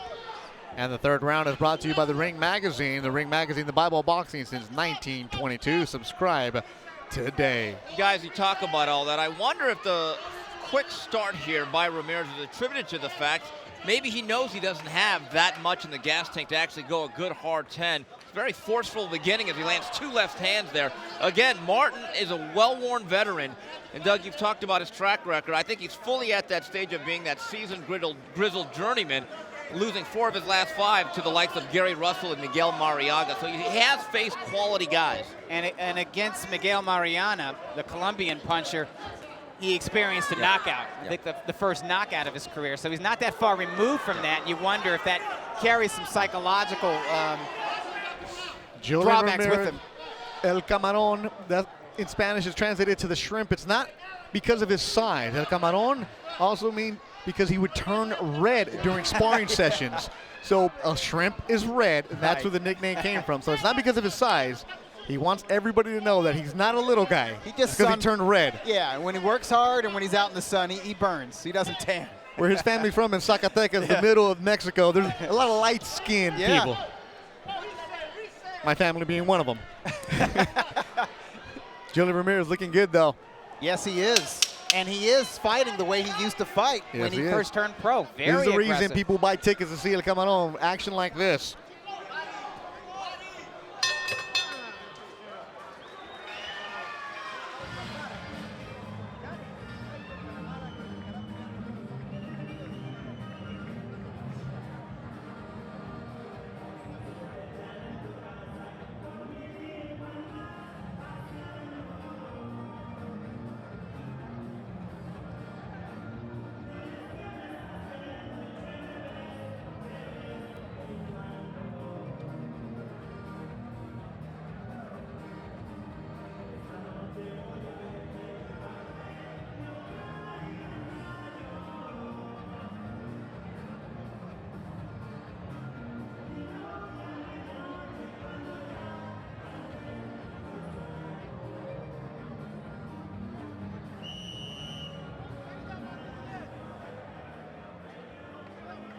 Fourth round coming up. Merhaba, Turkey. Thank you to our friends in Turkey watching this fight. Also, all our friends north of the border in Canada, they're watching this on Ring TV Live. And our friends Monica and Yvonne in Tennessee. We appreciate everybody tuning in. Also, if you're in Lake Elsinore, our friend Manny Robles He and his son just came back from running as they're getting ready for the Oscar Valdez, who's going to fight on the undercard of Pacquiao. Well, to everybody watching us on Ring TV Live, do appreciate your support. Keep those tweets coming. But right now is Julian Ramirez. Steve, after 3? I think it's easy, 30-27, Julian Ramirez. I think he's simply too big, too strong for Christopher Martin. He's imposing himself on Martin. Martin does not look like his legs are 100% under him. He can't stand his ground, and he also he's not able to use his legs to employ some lateral movement to neutralize some of this pressure from Ramirez. And Doug, you mentioned it, at his best, he really was a boxer that could employ a very educated left hand, create distance, slow down the pace, and even at his best, though, against Chris Avalos and Charles Huerta, who he defeated, in a draw against Tion Kennedy, who was good enough to fight for a world title, he was never the most forceful puncher. Now, in this particular situation, when they're in close, he's not going to be able to box, and the other problem is, the real quandary is, he doesn't have real heavy hands to keep Cameron off him. Now, that's obvious. Ramirez does not respect his power. He's getting right into his personal space, and he's working him from lots of angles. Julian Ramirez trains with his trainer Sarabia and Pico Rivera. The gym, quote unquote, is the back house, the garage. It's like a converted garage in the backyard. It's a converted garage where Sarabia has his fighters in there. And you want to talk about getting hot when they spar? There's no ventilation. The roof is very low. So you can't bring a heavyweight in there because they're just going to be too tall. And they get some good work in there. Chimpa Gonzalez was recently in there doing some sparring, and other pros are coming through. A minute to go in the 4th round. We're scheduled for 10 in the featherweight division.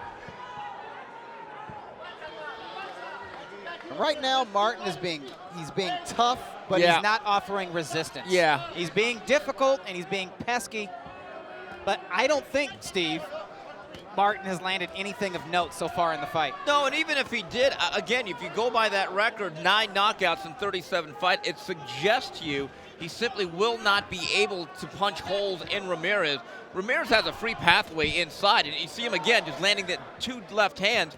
He's able to basically breach the airspace because Martin is eschewing boxing. But again, you could do that if you have a punch on the backside of the back end of all this, which simply does not happen right now. Martin lands a good shot there. Maybe the only one he landed in the round. Final seconds of the round. Julian Ramirez continues to smother Chris Martin, continues to come with the pressure, and the Cameron is looking good.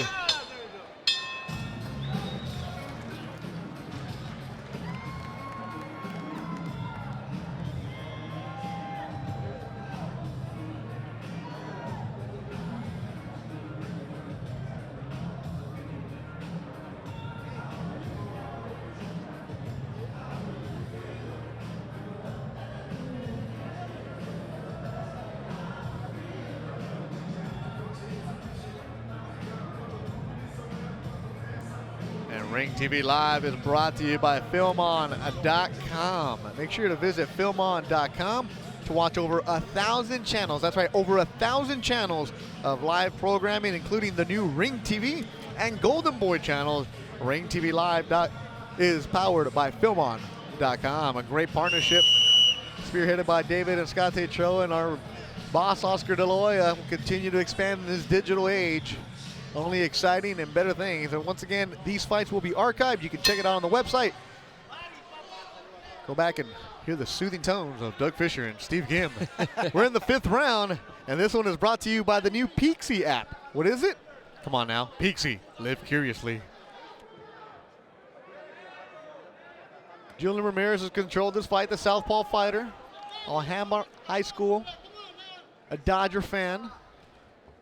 He's a baseball player, and Doug, we also know he's a soccer player because wasn't a couple fights ago? Yeah. His entire men's indoor soccer team showed up after their own game here at the Belasco. Yeah, in junior high and even high school, he was good at baseball. He was good at soccer. Good at basketball. He doesn't look like an athlete because he's kind of skinny, but his legs are pretty thick. And a lot of people sort of overlook him, his prowess as an athlete and his prowess as a boxer, because he has sort of a wide stance, some skinny arms, and he's not one of these slick southpaws, and he's not sort of your Traditional technician, you know, he doesn't kind of have a hand placement or high guard like a Juan Manuel Marquez, but he is a good boxer. So it's good command of the ring, and he knows what he's doing in there. It surprises me that he came in overweight. I mean, nothing surprises me. I should counter that in boxing. But Julian Ramirez, if you follow his social media pages, his Snapchat or his Instagram, 6 o'clock in the morning, they're hopping the fence at Cal State LA to get onto the track. Right. And then in the evening, he's doing strength and conditioning with Oscar De Loyo's former strength and conditioning coach at Bishop Amat High School. So he's putting in the work. He just couldn't lose he has that pound and a half. He has an active lifestyle, and it could be, you know, he's 22 now.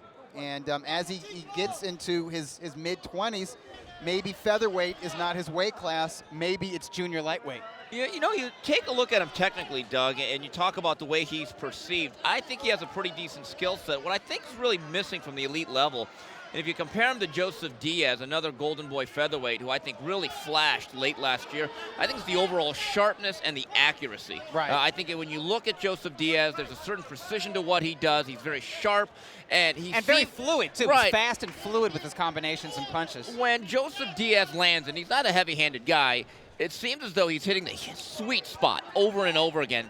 I think that's the one thing that's missing with Ramirez on a consistent basis.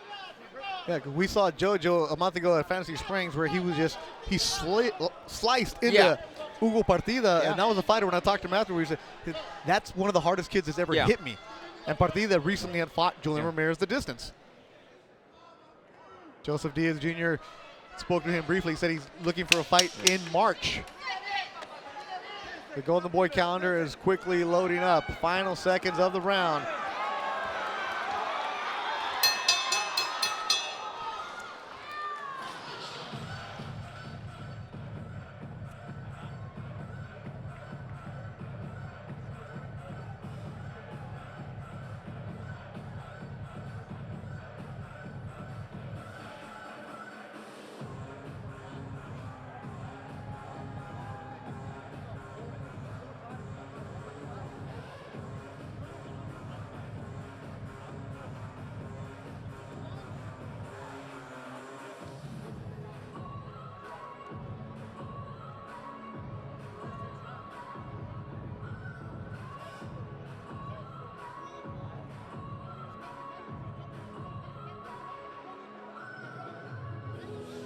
Ring TV Live is brought to you by the Ring Magazine. This month's issue features the 2015 Ring Magazine Awards and has the 2015 Ring Magazine Fighter of the Year, Tyson Fury, on the cover. Subscribe today at ringtv.com.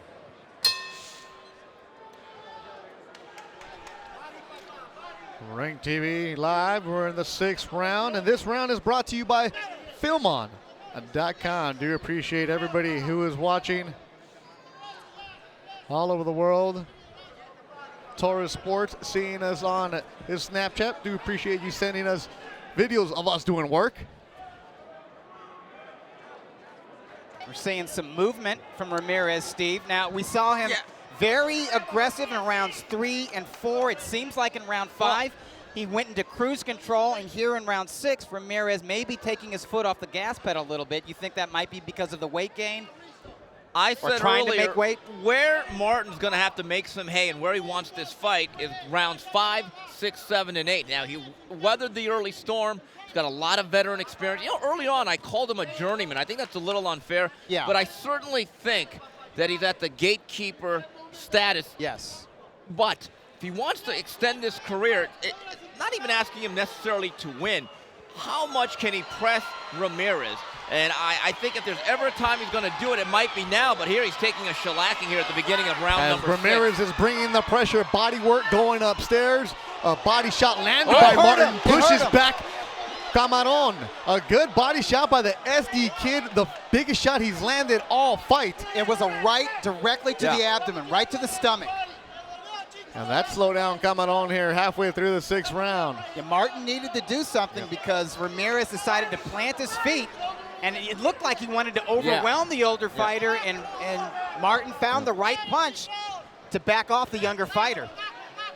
Camarón still trying to recover from that body shot. His punches aren't as sharp here in the last few seconds. Yeah, he stopped punching, he froze, and he backed off, and he's still sort of in retreat mode. getting his wind back. Less than a minute to go in the 6th round. It's scheduled for 10. Julian Ramirez in the white. SD Kid Martin in black. It's time for Martin to go to work. More Nice body left. work from Martin. Yeah, left to the body. Mentioned earlier the name Camarón because he turns red. The side of Camarón is starting to turn red for some of that body work from Martin. I think Martin should keep going to the body, touch him every chance he gets.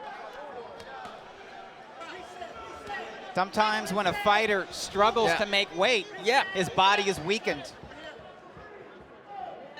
And we are right by the corner of Chris Martin, and their corner is yelling body. So I think that certainly has to be an emphasis going forward. But again, we are talking about a fighter with some miles on the odometer. How much does he really have? But I tell you what, every time he digs that right hand to the body, it is there. Good round. The 6th round is a good one. Martin landed some good shots. We're done with 6. Our crack staff back in the truck, putting together some highlights from what we've seen early on in the fight. And here's what we've seen through 6. And those highlights from round 1.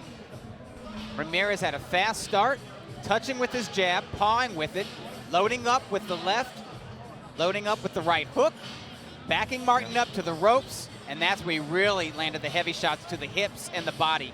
Yeah, early on, Martin. Early on, Doug, I thought he was just able to physically bully and basically impose his will at any time. It's only in the last round or two, finally, there's a little bit of give and a little bit of bend in Julian Ramirez. And finally, in round number 6, Christopher Martin finally having some success, having perhaps his best moment, digging a right body shot right to the gut of Ramirez. And he had a nice left hook to the body after that right to the stomach. It was the first time Martin landed something where Ramirez took notice, where Ramirez gave him a little bit of respect. 7th round, Julian Ramirez in the white trunks. SD Kid Chris Martin in the black trunks. And the 7th round is brought to you by ringtv.com. Visit ringtv.com for more great boxing content throughout the week. Dougie's Mailback. Fridays, Mondays, make sure you check it out. Bookmark it, like it, retweet it. Definitely read it. And yes, you can send your hypothetical mythical matchups. Yes. There's a lot of stuff in front of me right now. I didn't write that one down. Mythical matchups, which is one of my favorite ones, because then I go down the YouTube hole of what guys used to be. Do appreciate that. And this fight's shaping up to be better than a novella right now, because Julian Ramirez is trying to take out Chris Martin. Ramirez has controlled this fight for the last round. He was tagged a couple of times. And Martin is showing us in the last round he's not going to go quietly. And I'm looking for the veteran to make a late rounds push here. Well, for the first time, I want to see a rally. Ramirez isn't just charging in. He's actually boxing a little bit off his front foot. And you see Martin whips the right hand over the top. Yeah. He's having some success digging that right hand to the body. Now, you wonder if he could follow up and layer a left hook over the top. That's what he needs. With that, those are the two traditional punches against the southpaw. It's either the right hand down the middle or the left hook over the top. Right. 22-year-old Julian Ramirez recently became a father. And now the responsibility is different. You have to get up and you have to do the work.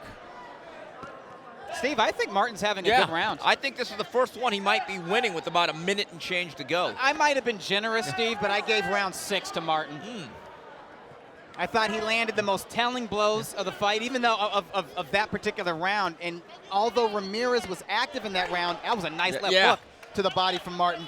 Although Ramirez was active in that round, I thought that Martin blocked a lot of shots on his arms. More body work from Chris Martin in the black trunks. These body shots are landing. Maybe we'll see him mix more headshots before the end of this round. He's got 40 seconds. Talking with people, just other members of the media, with you, Steve and Doug, a lot of people said this was a good fight for Camarón, but Martin, depending on how he showed up, was a dangerous one because he can give you some fits. Well, I'll tell you what, unlike Martin's fights against Mariaga and Gary Russell Jr., he had 7 to 8 weeks to get ready for Julian Ramirez. He only had about 3 or 4 weeks for those previous losses. Martin digging into the body, goes upstairs. Good round for Chris Martin here in the final seconds of the 7th round. Martin, the veteran fighter, the 29-year-old, hanging in there with Julian Ramirez at the Fight Club. And it's Blasco.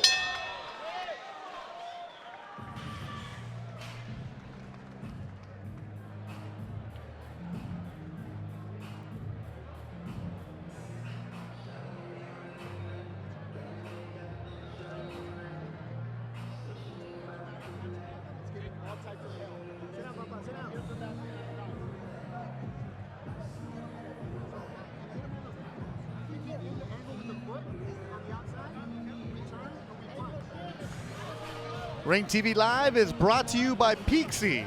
Download the new Peaksy app today from the App Store. Make sure to follow Golden Boy Promotions for exclusive content, a chance to win Golden Boy merchandise from some of your favorite fighters. Peaksy, live curiously. Bethel Duran, Doug Fisher, Steve Kim, Will Wright at the control of this. Everybody else helping us out, the crack staff doing a good job. Showed up at 8 o'clock this morning, set up this great site. And here we are in the main event between Julian Ramirez and Chris Martin. Martin, the veteran, hanging in there. And this 8th round is brought to you by The Ring Magazine. The Ring Magazine, Bible of Boxing since 1922. Subscribe today. I think Martin had his best round of the fight in round 7. And Steve, I don't know about you, but I scored it for Martin. I certainly did, and my scorecard currently reads 69-64, and I think there's been a subtle shift. We'll see if Martin, does he have that extra gear? If he wants any hope of winning this fight, he has to win the rest of the rounds and do something dramatic, maybe, even like get a knockdown. A fight like this where Julian Ramirez and against a veteran fighter, but as Steve, you said earlier, he doesn't have those sharp, crisp. No, he They're doesn't. Clubbing, right? But you know what? He lands a good uppercut there, and you see him now basically luring in Martin, and he's trying to use his own momentum against him. But the way I would describe Martin is cagey. And when you fight a Martin with a guy like this at age 22, 16th pro fight, this is a valuable experience in many ways. But I'll say this. I do think that as you look at Ramirez's overall upside, if you look at this performance and the guys who have been able to dominate Chris Martin recently, is he at the level? Can he compete down the line with the likes of Lomachenko, Russell, Santa Cruz, and Selby? I think that's the question we have to look at moving forward. And he's not ready. That's quick. I mean, it should be noted. That's a quick one from Doug. Yeah, well, he's 22 years old. Yeah. This is his 16th pro fight. When Gary Russell Jr. beat Martin, I believe his very next fight, he won the WBC featherweight title. Yeah. So obviously, and Russell, I believe, had already had that title fight experience with against Lomachenko. Lomachenko. So obviously a more seasoned featherweight than Ramirez is. But Ramirez is getting that seasoning by going these rounds and having those tough rounds. a tough round 6 and round 7. Landing some shots right at the belt. Referee telling him to get those up. I thought those were borderline. I thought those were legal shots from Ramirez, and good shots, as a matter of fact. The Jerry Cantu looking very closely. What does Cameron have to do to get to that level, though, guys? Well, just improve. Every day, you just go into the gym, you do your job, you punch your clock, you get to work. And also, one of the great things that happens to young fighters on their way up, Beto, guys move up.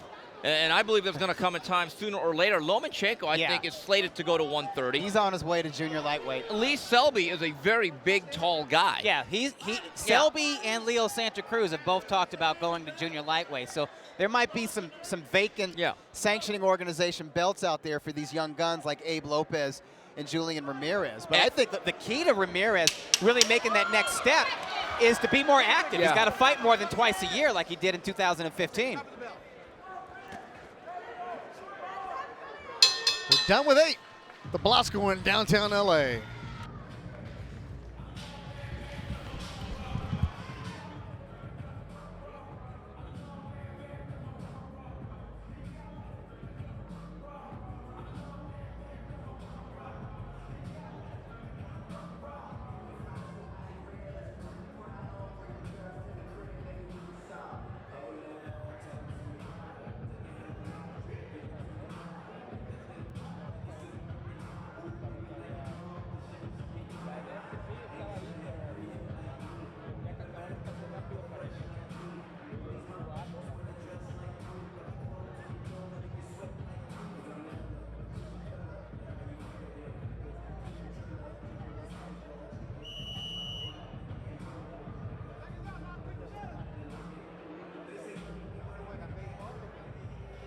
Velasco Theater, Beto Duran, Doug Fisher, and Steve Kim. In our main event with Julian Ramirez. Good point from the title fight. I like in the way that Julian Ramirez is closing this one out. Thanks for watching from Boise, Idaho. We're all over the United States tonight.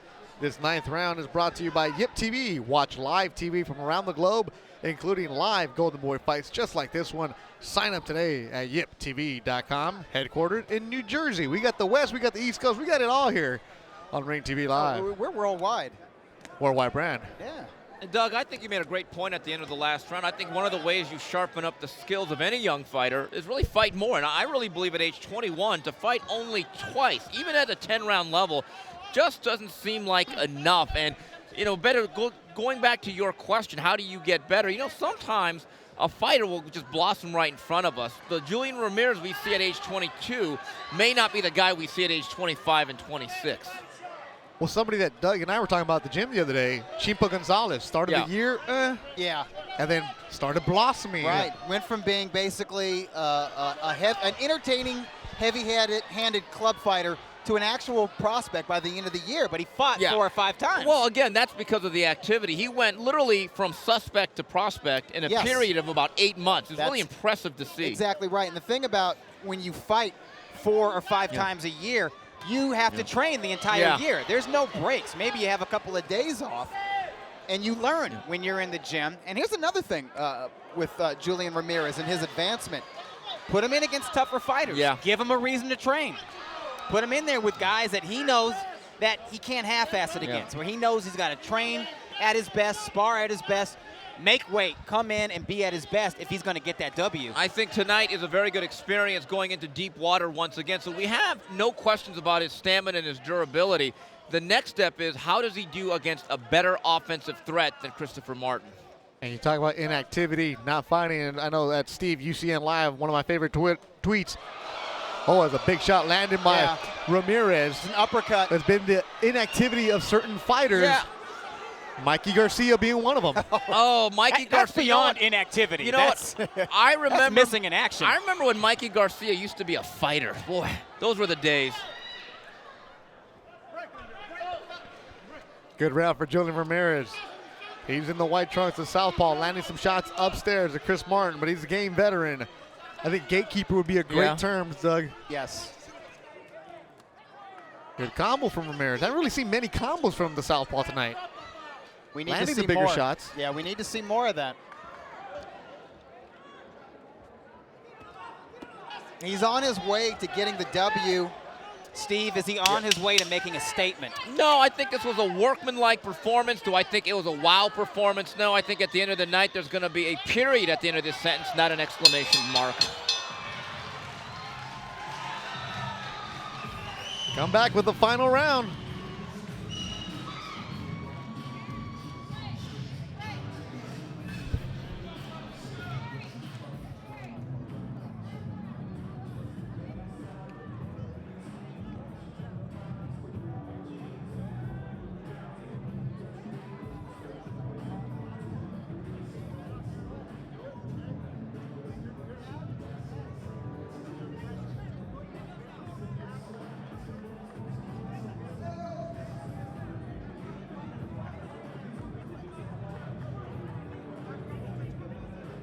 Theater getting ready for the 10th and final round of the main event. Ring TV Live is brought to you by ringtv.com. Make sure you check out ringtv.com throughout the week for more great boxing content. Of course, Dougie's mailbag out every Monday and Friday. ringtv.com. The final round, the two fighters come to the middle, tap gloves, and we get going. And the 10th and final round is brought to you by the one and only filmon.com. And Steve, how do you have it going into the final round? Beto, Christopher Martin's literally going to need a 10-run home run because I have him down big, 89-82 going into the last 3 minutes. 89-82 on Steve Kim's unofficial scorecard. Julian Ramirez has a big home crowd advantage, sold a lot of tickets, a lot of people wanting to watch him. One of the reasons why the Velasco is sold out tonight. Body shot landed by Martin. Cameron answers back with a good 1-2, upstairs, downstairs. Good little flurry from Julian Ramirez. Shaking his shoulders a little bit, feeling very cocky in there. All right. I like the energy from Ramirez in this last round. dancing around a bit, so he knows he's up big. What are you going to do with it, Camarón?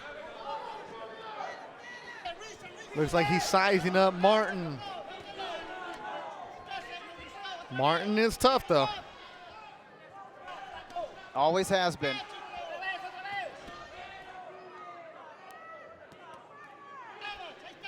Camarón, one of the first times I ever met him, said he just likes to put on a show. He doesn't like when fans say that he's boring or that he didn't give him something worthwhile. Well, as you step up in opposition, it's not gonna be as easy as you thought. Uppercut from Camarón. Martin still there, the corrections officer by day.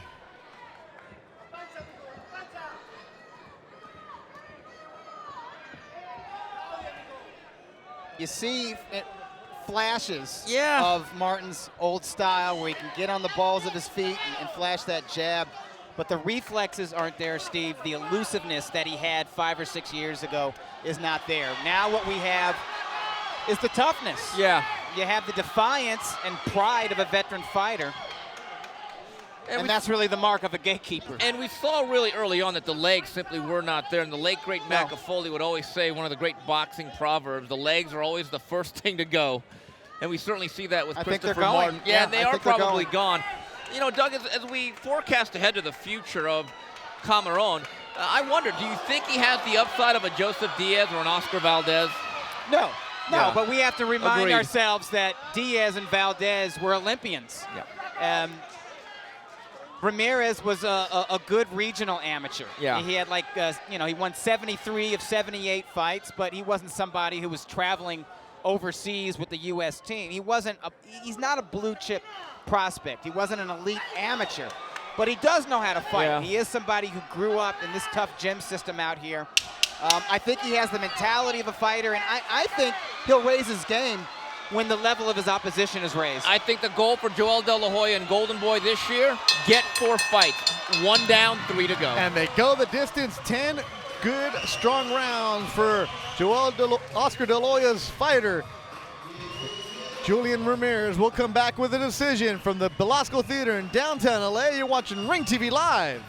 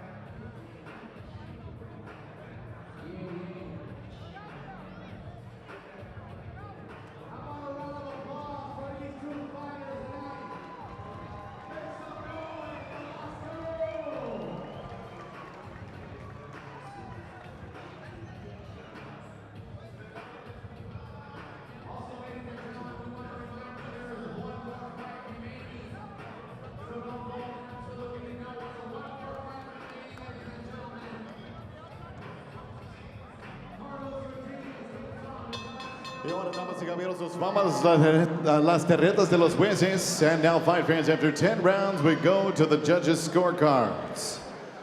El juez Fernando Villarreal anotó 100-90. Villarreal scores at 100-90. Y los jueces Sergio Caiz y Zachary Young anotaron el mismo 99-91. Caiz and Young have it 99-91. For your winner by unanimous decision, el ganador por decisión unánime se mantiene invicto and still undefeated, Julian El Camarón Ramirez. There he is, remains undefeated. From Boyle Heights, East LA, Julian Ramirez now 16-0, unanimous, swept the cards. Expected that, went the distance against a tough gatekeeper in Chris Martin.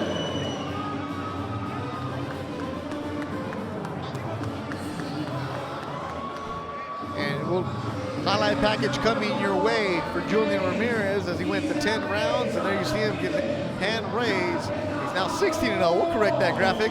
Steve, starting with the first one. Well, I thought he was much too big, much too strong, especially early in the fight. Christopher Martin is not the same guy he was 5-6 years ago, Doug, when he could control the center of the ring with a good educated left hand and a good set of legs. And as the night went on, I give Martin credit. He got back into the fight a little bit, but simply didn't have anywhere near the firepower to really make this fight really all that competitive. Yeah, Martin had his moments in this fight. In round 6 and round 7, Martin just came by and said, "What's up to us?" He had some moments by going to Ramirez's body, and he visibly hurt Ramirez.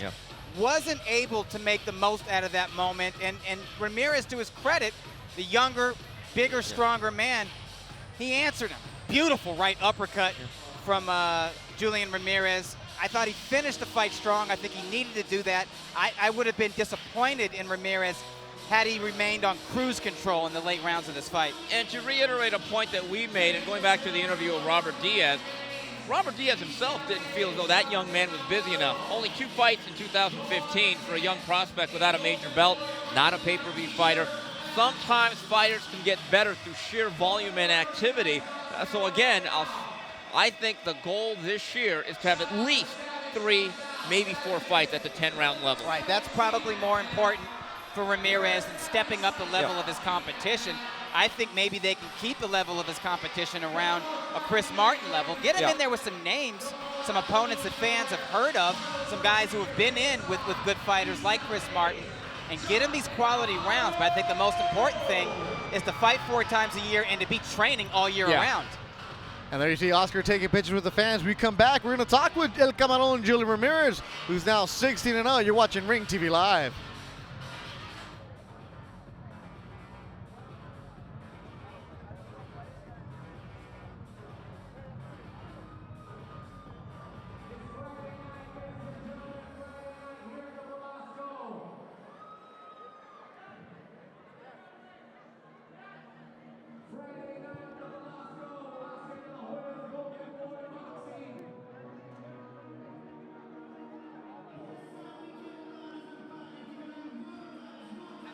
Ring TV Live is brought to you by Filmon.com, ringtv.com.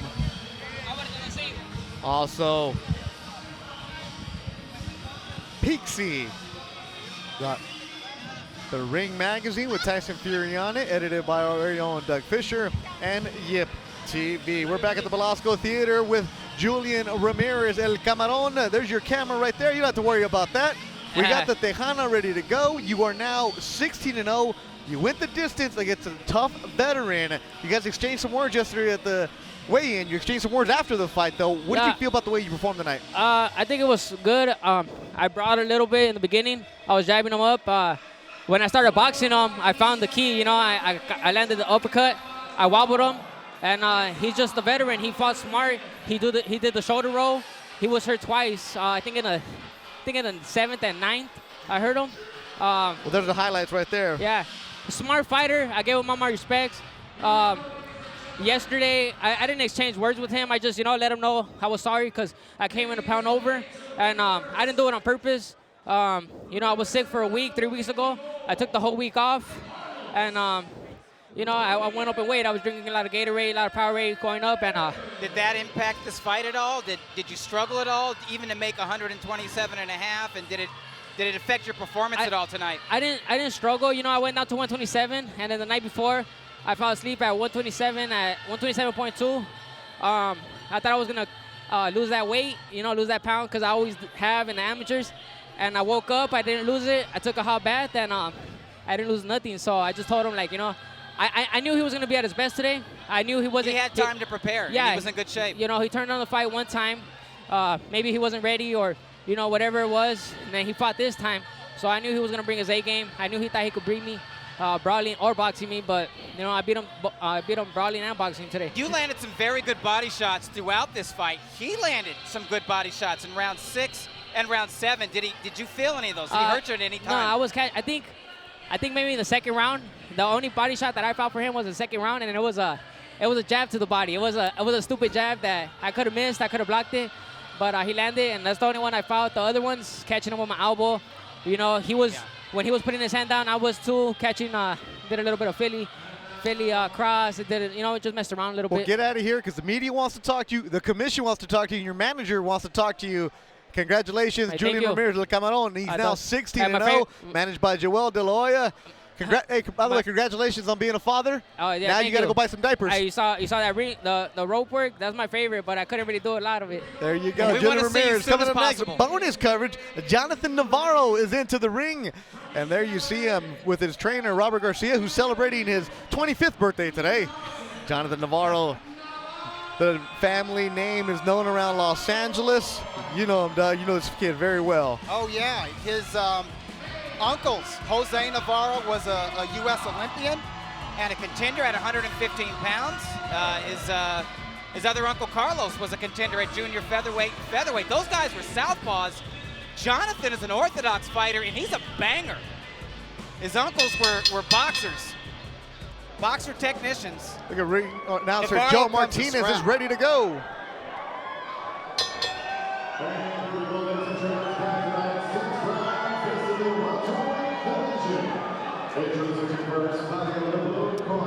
Wearing black trunks, trimmed in silver, he weighs officially 142 pounds. His professional record in 11 pounds stands at 9 victories. 2 defeats with 4 wins coming by way of knockout. Esta Buenaventura, México, presentando Carlos Coreano Rodriguez. And next is opponent across the ring, fighting in the red corner. Wearing white trunks, trimmed in gold. He weighed in also 142 pounds. He has 3 professional bouts, all 3 victories. 2 wins coming by way of knockout. Fighting out of and representing East Los Angeles, California, here is the undefeated Jonathan Thunder Navarro. And in charge of the action, your referee, David Mendoza.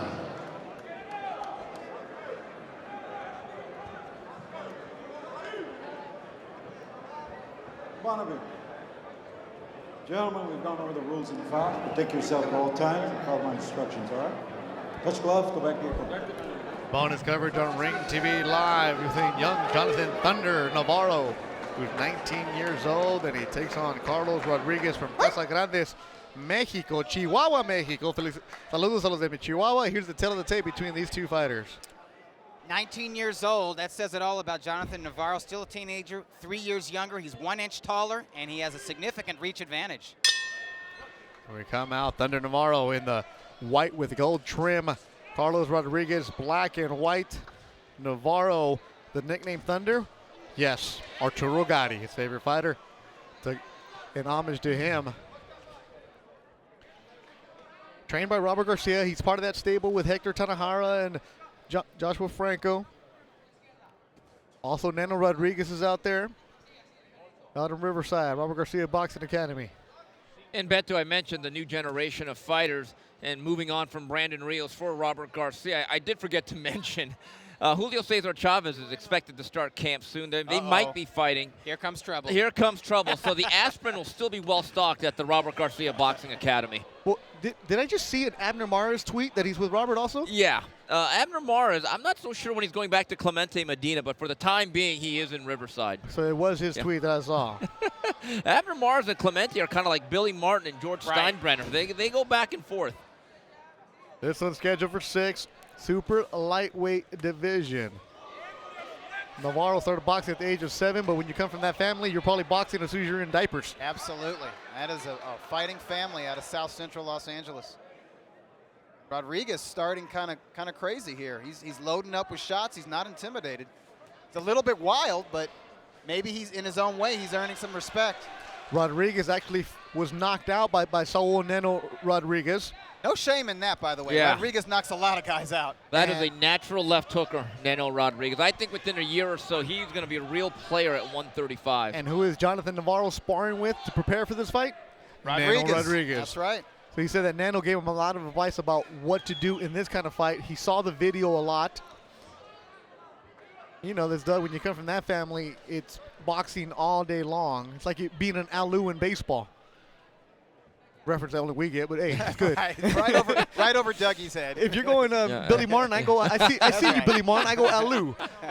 Body shot landed by Navarro, a good one.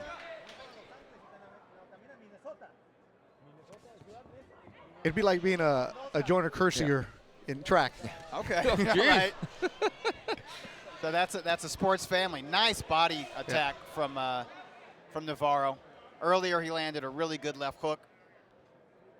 Rodriguez thinking twice about leaping in there with those haymakers. Last fight for Jonathan Navarro, he knocked out Sean Henson in November here at the Belasco Theater. That went 4 rounds.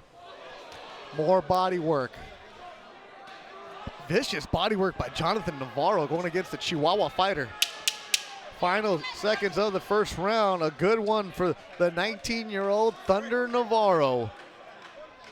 Sponsored by El Tepeyac. Of course, you're from East LA. You better be sponsored by Manny's. Let's see what Robert Diaz, the matchmaker for Golden Boy, who put this one together, has to say about these young fighters.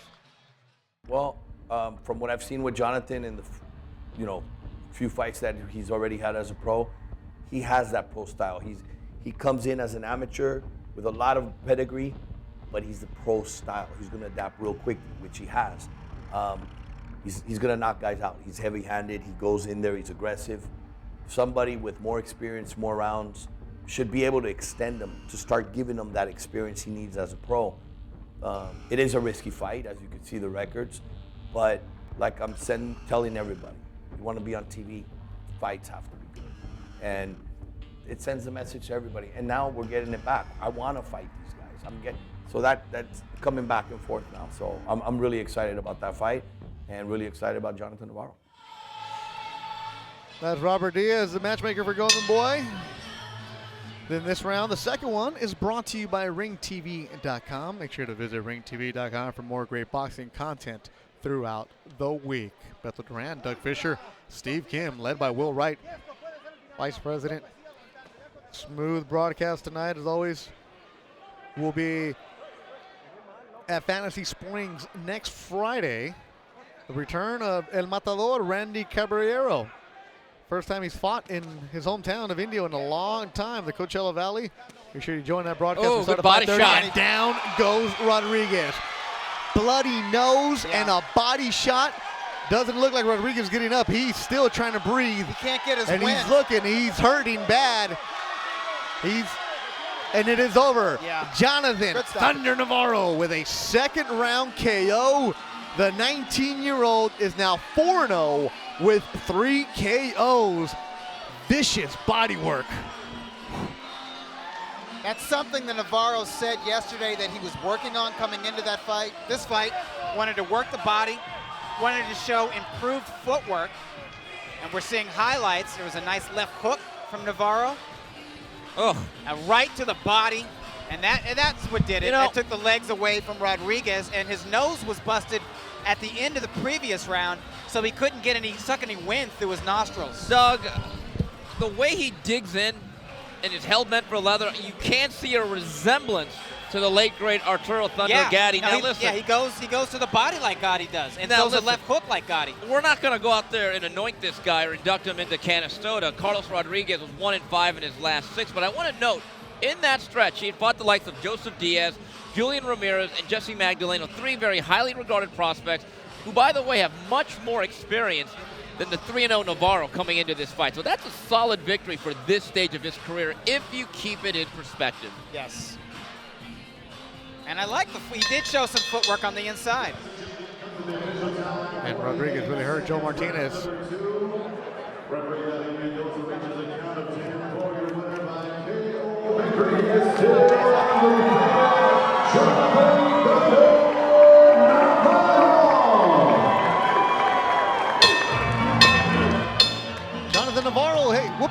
give your boss, manager, trainer, Robert Garcia a birthday present? Yep. You end the night early. Right. Second round KO for Jonathan Navarro. Joshua Franco early in the fight, also his stablemate, with a 6th round decision. A good night of boxing.